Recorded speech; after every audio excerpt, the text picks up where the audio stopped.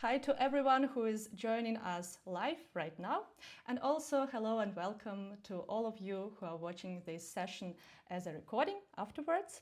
My name is Masha, and the topic of our today's storytelling sessions is a mighty cut and how it drives the story.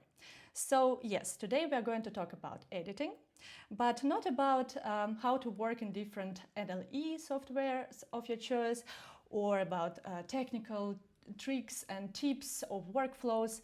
Also, definitely not about how to make a very impressive and flashy TikTok cut. No.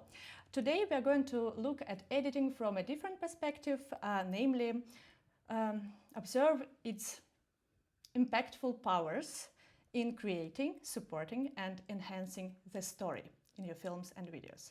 But before we are going to talk about this, let me really quickly introduce myself.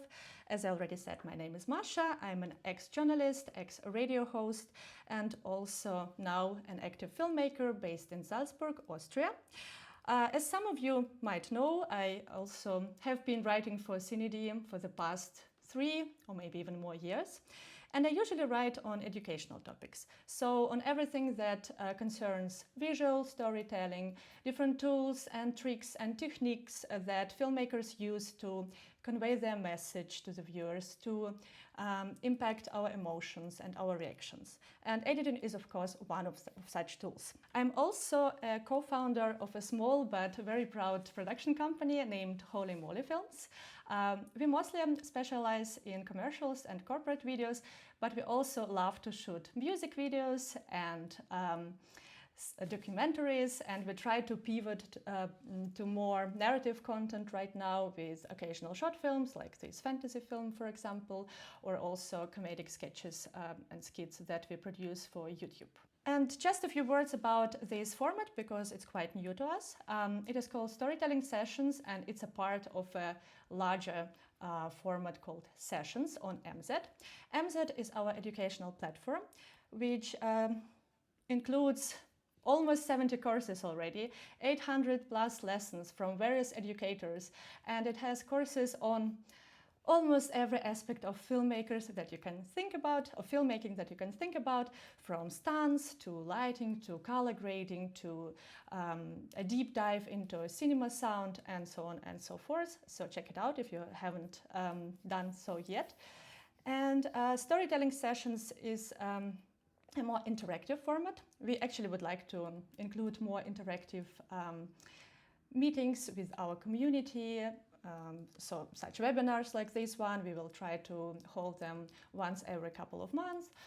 Also, we will organize Q&A sessions with educators and some live updates of how we would like to build MZ further, gather feedback from our subscribers, so you can also be an active part of this platform and maybe even tell us some wishes on what you would like to see there.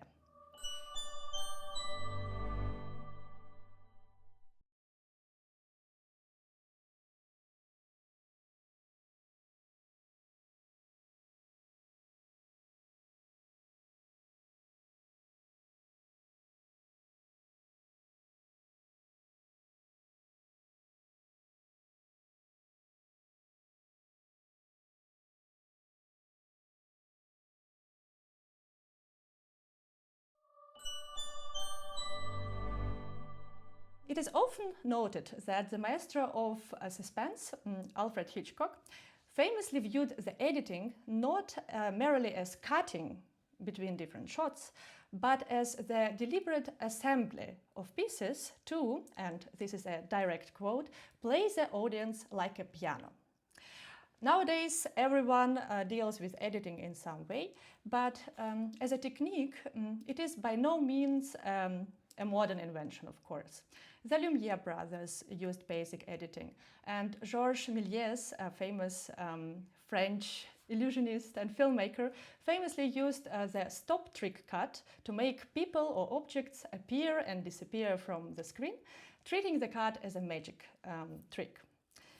But the idea of editing as one of the most powerful storytelling languages in cinema, and that it's like almost like grammar in films and videos, actually takes its roots in one of the early theories, which was developed by a Soviet filmmaker, Lev Kuleshov, in 1910s, 1920s years. And it was later called the Kuleshov effect, as you see on the screen. He describes it in his book, The Art of Cinema. But before we talk about this experiment of his, let's just watch the video. You don't need to understand the text on the screen, just try to watch it and realize what it does to you.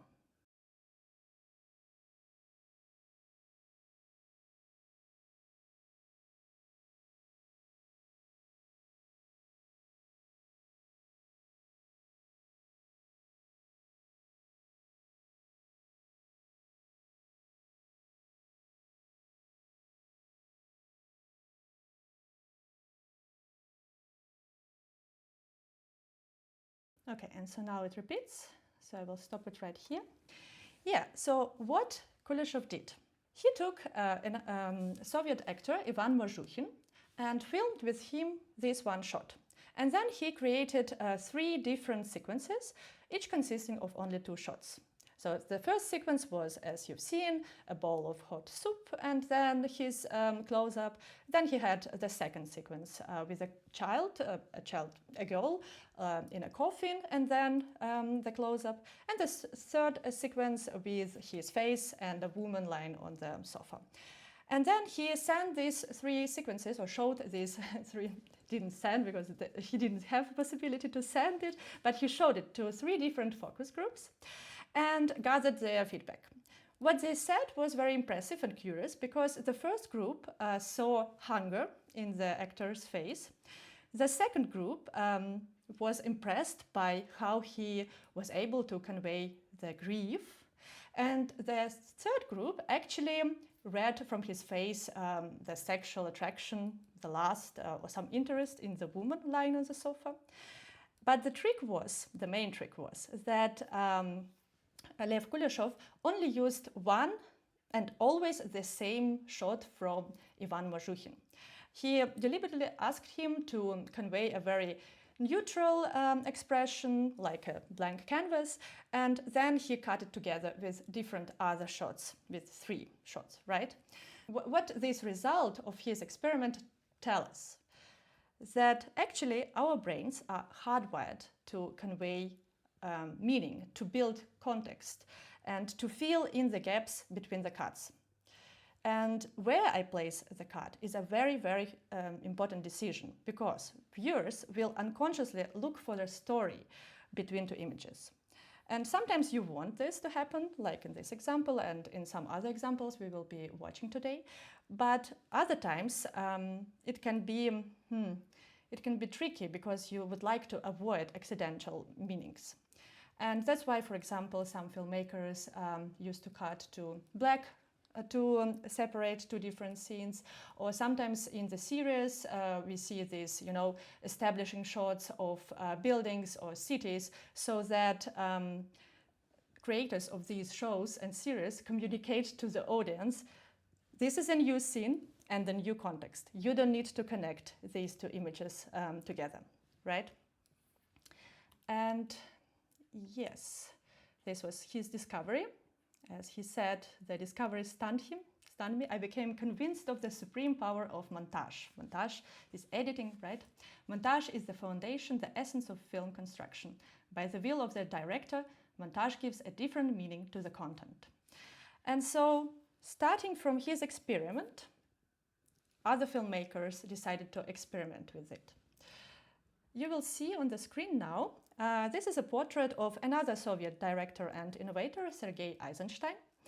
Eisenstein took Kuleshov's findings and realized that editing wasn't just a technical necessity, that it's not about only cutting one moment after another, and that it was an expressive language. And he started to develop his own theories on how to edit films and videos. Actually, he pointed out 5 different methods of montage, and you see them all on the screen, and if you have any questions to them you can write in the chat. I only want to focus on one particular, on intellectual montage, because it fits to our topic today. So what is intellectual montage? He understood, after also some experiments, that you can take two completely different images that have nothing in common from different scenes, from different contexts, and then put them together to create a completely new idea that didn't exist in either shot alone. He called this intellectual montage, and he used it in his films a lot.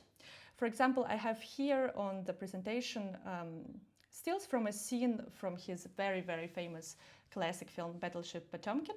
If you haven't watched it, I highly recommend to watch it because it is one of the first early examples of how montage actually tells a story, because you don't have dialogue in this scene, you don't have exposition or anything. You just see, for example, shots of soldiers, gunshots, then you see faces of a face of a mother crying, and then you see old people running away, and then you see a child's stroller that goes down the stairs.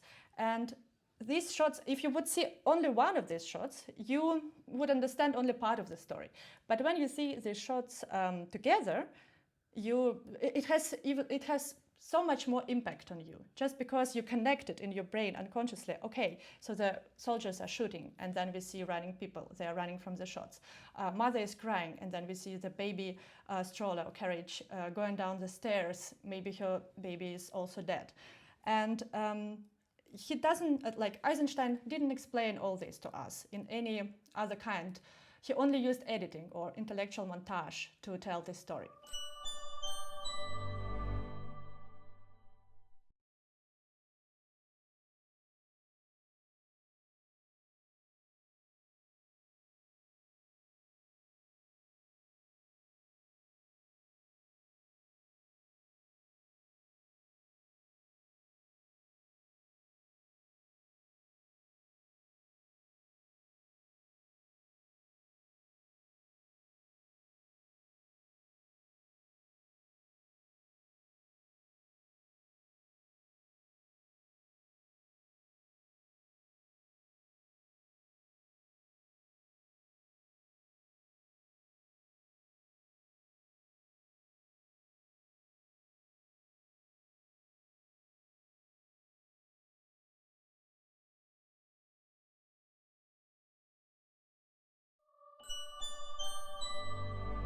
Before we talk about different types of cuts that are out there, I would like to make a very quick stop on this particular example of what happens when we don't cut. Yeah, we call it long takes in cinema. So what is a long take? Everything that a take that or a shot that stands on screen longer than the other ones, because it's a very relative term. So for instance, if you have a film or a video where every shot is only 1 second maybe, or half a second, and then you have a shot that stands on screen for 10 uninterrupted seconds, then it's a long take for this film. But traditionally and normally, we would call something a long take when it goes for several minutes maybe, and we also follow the action, and the action changes, maybe the location change, maybe the action change or the character, or we follow the character, and we don't cut in between, then it is a long take. And there are actually films that are shot as one take films, like one shot films they're also called. You see them on screen. The two on the left, Victoria and Russian Ark, are actually one take or one shot films, so it's just one long take for 2 hours, where no cuts happen, and everything that happens in camera. And on the right you see Birdman and 1917, and these are also, they appear as one films that are shot in one continuous take, but they are not. They hide the cuts, so they have some hidden cuts in between for technical and logistical reasons, so that it's easier to film it. But on the overall, they make the same impression and the same effect on the viewers, because they appear to be one continuous shot. And yeah, so what happens when we don't cut? You maybe know this show. It was very loud last year, Adolescence. It's actually a technical, how to call it, it's a technical horror for some, I would say, because every episode of this show, it has 4 episodes, is a one take, like a one long shot, which goes for each episode 1 hour, I think, with no hidden cuts. They had, I think I watched behind the scenes, and they said they had 10 takes per episode over 2 days. So they were able to only shoot 10 takes, and then they had to decide which take they would take into the show. And sometimes I think only 1 episode was shot on the first take, and the other ones on the 10th, because it's very, very difficult. I know some of you already reacting that they watched the show, but please let's rewatch one scene. It's not very long. I just cut a sequence from it. Took a sequence from it. Try to watch it and to tell me afterwards how it affected you. So what did you feel while watching? Can I ask you a question? Of course you can. Can you get me out of this place? I'm afraid I'm of no use to you there. Why couldn't they put me in a proper prison? A better facility wasn't available. Or putting me in a madhouse? It's a secure training centre. Training? Well, what are they training us for? The other boys just scream all the time. Been explained and they to rock you, backwards and Jamie. forwards, and they shout at Coronation Young Street. offenders All the way institutions from are for Curry. 15 up. One kid goes nuts every time he sees Placed Steve in a secure McDonald. school, It's it mad wasn't in here, you safe. don't understand. This was the best place for you to be. Ryan gets to stay at home until his trial. Ryan isn't accused of such a serious crime. Accused. It's all accused. If I did it, if I hurt her, then I get it, but I didn't, I understand it, Jamie, and this wasn't my decision. This am I was the getting best moved for the place for you trial? to be. Nothing has been decided yet. Do you know where it's going to be? London or somewhere local? You need to sit down, Jamie. If you don't sit down, Does that mean you don't know? Does that mean you don't know what you just want to tell me? Nothing's been decided yet. You need to sit down. I don't want to sit down. If you don't sit down, I have to stop this discussion. Maybe I want you to. Do you? It'd piss you off, that, wouldn't it? You'd have to go home and then come back again. Jamie, if you do not sit Look, I fucking want to sit down! You do not tell me when to sit down!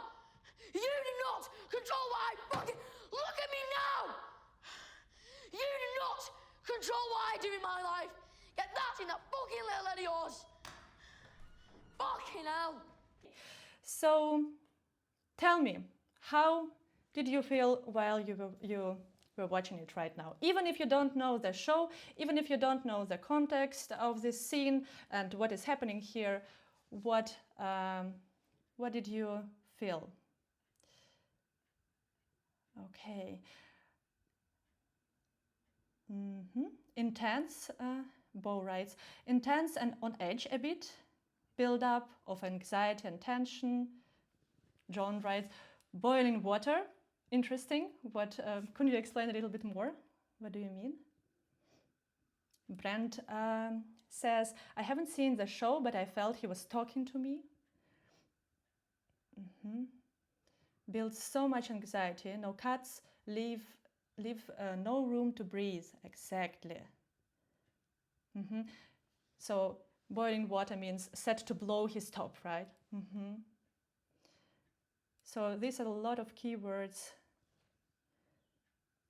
Martin, it is kind of a third-person point of view because I'm feeling like being inside the room with them. No extreme close-ups, but a lot of feelings. I also feel it like you, exactly. So tension, anxiety, build-up, intensity, on edge, feeling inside the room with these characters. Feels very real, Emmanuel writes, like I'm here, I'm there with them. And that's exactly what long takes are doing. Pain, yes, well, pain mostly conveyed through his acting. In this particular example, it was impressive how the power shifted as the camera went from looking down on him to looking up to him. He gained power, yes. Beautiful. Yes, that's all absolutely correct, and it is not all of it. Of course, there are different aspects playing into how you feel about this scene, and his brilliant performance is one of them. But long take is what allows us to, I mean filmmakers and creators, is what allows us to immerse viewers even more into this scene. Why? Because we are there with them in real time. You know, every second of what's happening in the scene is the second we are watching it. So there are no hidden cuts between. There is no time jumps. There is no jump between different perspectives. If we want to see someone from up close, in real life, yes, we need to go to them physically. And that's also what is happening in long takes. If the director wants to have a close-up on the character or to show us the reaction shot of another character, we need the camera operator to go closer or to turn the camera. And that's what makes it feel almost like we are there with them, because it's a very real situation. It also has no music in it, so it feels like we are watching not a documentary, but we are sitting in this room and we have to go through it. And because there are no cuts and no cutaways, we don't have this room to breathe. We cannot just close our eyes or take our eyes off this scene. We have to watch it. We have to watch him, his breakdown, his meltdown, his aggressive reaction, his acting. And that Patrick wrote, no escape from this scene. We cannot escape from it because we don't have any cuts. Yeah. The switch from the steady camera to the handheld movement was great and added a lot of power to the scene. Also works, yes. And that also happens in a long take, yes. And if we were to cut in this scene, we could potentially take some of this intensity and anxiety away from it just by cutting, you know. So this is always a question, why do we cut? And we will come back to this question, why do we cut, a little bit later.